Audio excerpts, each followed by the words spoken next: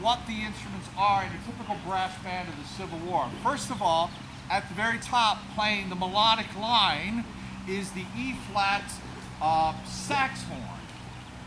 And these sax horns, sax like saxophone, well, it's called that because it was invented by Adolph Sax, the same guy who invented the saxophone.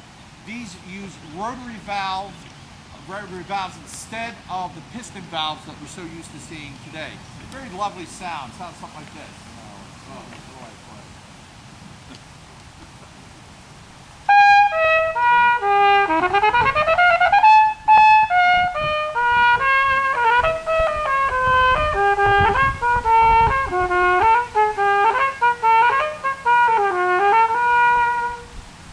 Oh my goodness. Oh. You know, it was usually the E-flat cornet players who were the leaders of the band. They would sometimes call professors, you know, because they were very smart, because they got to play all the hard parts, I guess. We play this instrument, we're not that smart. Oh, right. Very small, very tough instrument to play. Well, going down, getting bigger with the instruments, of course, as we know, the more tubing you have, the lower the sound. The next one down is the B-flat cornet, which looks just like the E-flat, but it has longer tubing to it. And these are cornets. They have a much more of a cylindrical, a conical bell to it, giving it a much more mellower sound.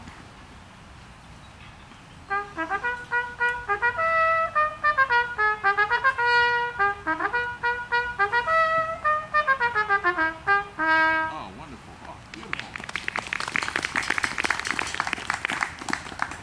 That second cornet part also adds, you know, the harmony to the melody. Heading on down, we have the alto horn. And the alto horn, this one is a bell up, where we had the bells that went to the front. This bell happens to go up. That's the way they made them in all different types of configuration. And also is a rotary valve instrument. Usually has to play parts like this.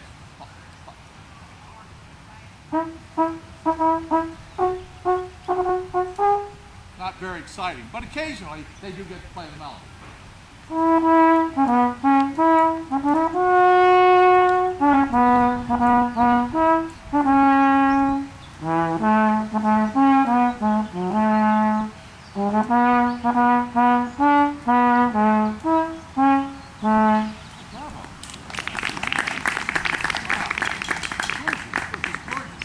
As you notice, as it gets lower, the melodies become a little simpler now. Thank you. The next one down are the tenor horns, the equivalent of today's trombone parts. And we have an interesting configuration here. We have some with rotary valves, we have some with the special type, the top action rotary valve, and then we have one with a piston valve. But there's something interesting about this particular horn, in that it's played over the shoulder. And gorgeous sound. Oh, yeah.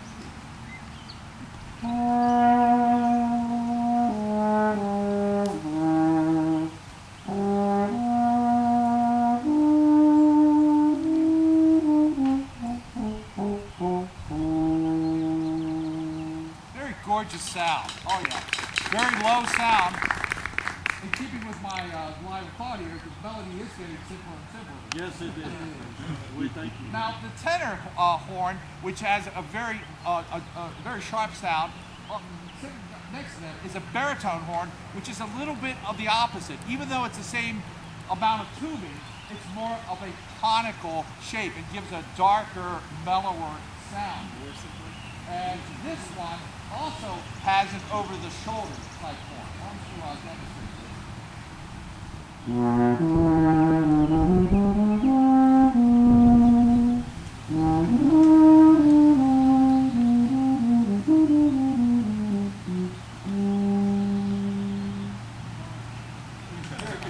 Very nice. Oh, gorgeous.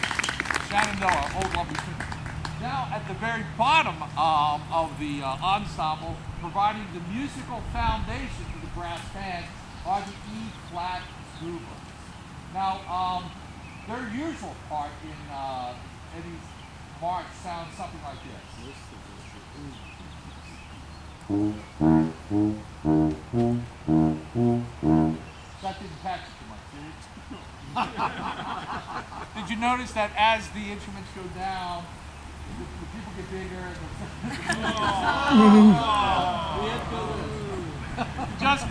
Just kidding, because they also get to play some great melodies. Oh, you don't know how to play melody? They do get something. Okay, but anyway, the thing is, with these particular instruments, some of these instruments, because of the over-the-shoulder stand-up. Now, if you notice, I talked about over-the-shoulder instruments. There's a reason that they had over-the-shoulder instruments, and the reason is, of course, look around. There we go.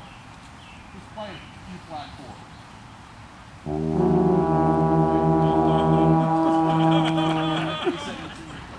No, he's not cable. Okay. He's not cable. The reason, of course, they have it is so that you bands who usually march at the front, the troops in the back could hear the music easily. It's an American invention. Well, that does take care of all the important instruments that we have in the brass band. There's not, oh. Yeah.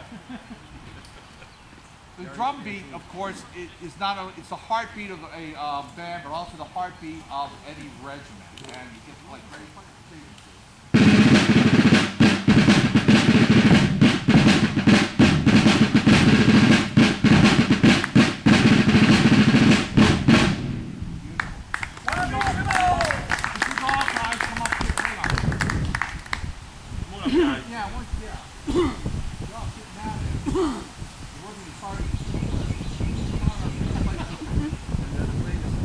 Yes.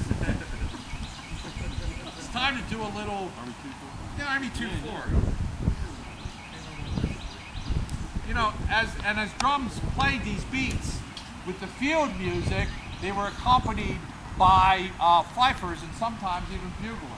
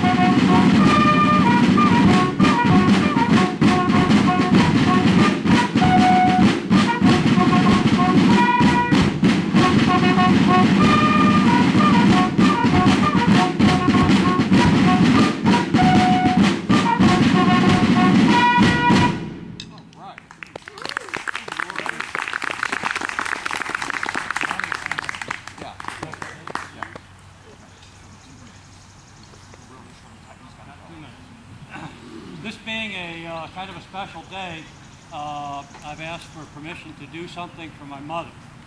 And it relates to this here drum that was carried by Peter Gibbert of the 74th Pennsylvania, who was here at Gettysburg in 1863. He was with Company F, 74th Pennsylvania. They were, of course, engaged in the first day's battle up on the north end of town. Peter, at that time, was also assigned to the brigade band. And I'd like to do something that was part of the drummer's duty there. And there were three components to the work of the drummers. One component was on the field of battle, relaying signals, as was done by the bugle. Another component was in camp with what the so-called camp duty. And the third was the entertainment, primarily with the fifes and or bugles in the march and in ceremonial work funeral duties, things like that. Many of these signals of the camp duty had dual purposes. And my mother, being an interesting character, also belonged to the Daughters of the American Revolution. And she'd have me as a youngster come and play for her gatherings of the Daughters of the American Revolution. And one of the things that she always asked me to do was a piece called the fatigue call. The fatigue call was a signal to clean up the camp. And like the church call, it had a dual purpose. The church call's dual purpose was a signal of one commander wishing to have a parley or a discussion with another commander. There's a famous painting in the DAR Museum of a British drummer boy standing on the ramparts or breastworks at Yorktown, young boy playing the church call, the parley. The fatigue call had a dual purpose, and in the she always wanted me to tell this story, and she delighted in it. That the dual purpose in one book, the Bruce and Emmett book, called for its use to drum disorderly women out of camp. The Howe book, the Elias Howe drum book of the same period, said it was used to idle women out of camp, and it goes like this.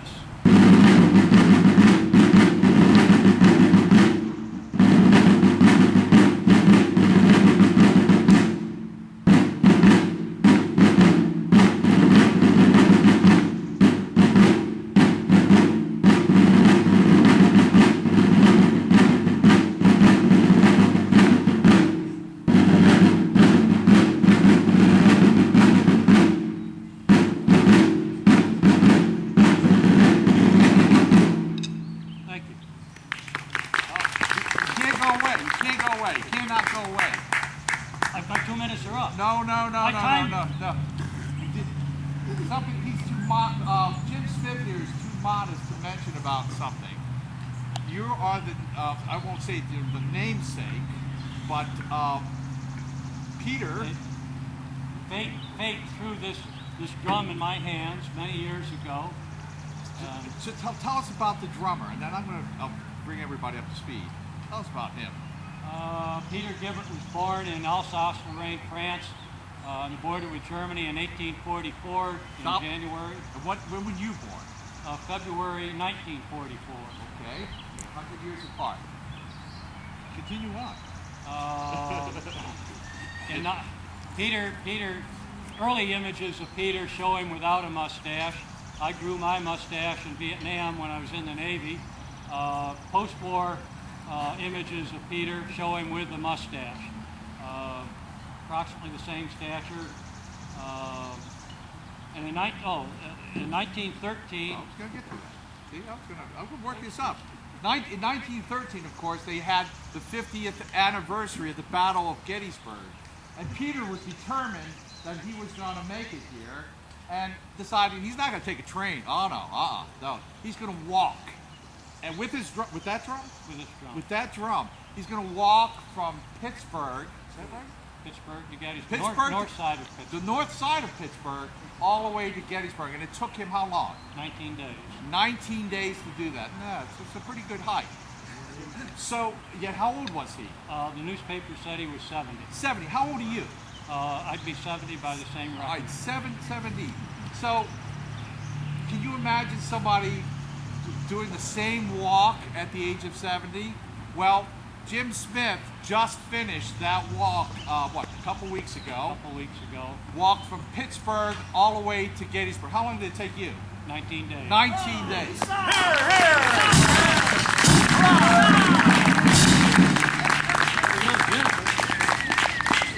I got to tell you, we were so proud of that accomplishment.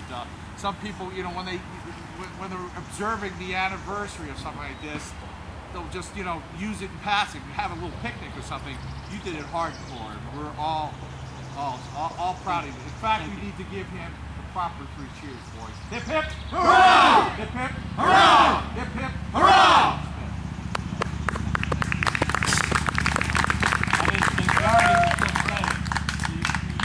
The important thing is the reunion was an opportunity and a purpose to further the work as described by President Lincoln, to heal the country, to heal the wounds with malice toward none and with charity for all.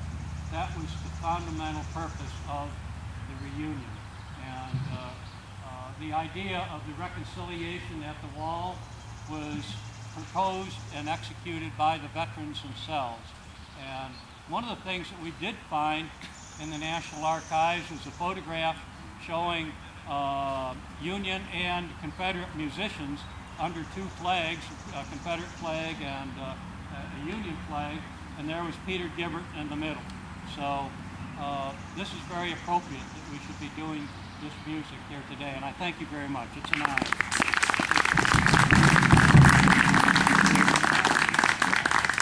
I just have one question. I just want to know if he's walking back. I'm starting right now. Well, we're coming up to the end of our concert here today. We've got 2 more numbers to play. Actually, we should play 3.